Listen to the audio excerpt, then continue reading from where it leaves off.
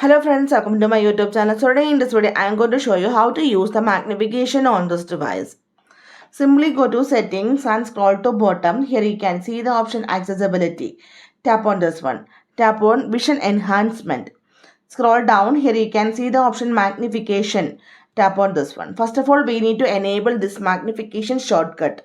Turn on this option. Now this magnification shortcut is assigned to accessibility button. So you can see that accessibility button at the bottom right side. If you tap on this one, you can see the magnification. So here you can see one button. Using this button, we can adjust this.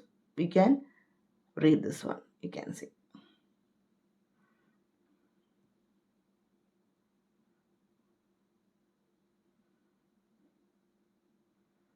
Right? So magnification zooms into text and images easily. This feature is useful for reading small content on this device. So simply in this way we can use the magnification on this device. So hope you guys enjoy this video. Thank you for watching. Thank you. Bye-bye.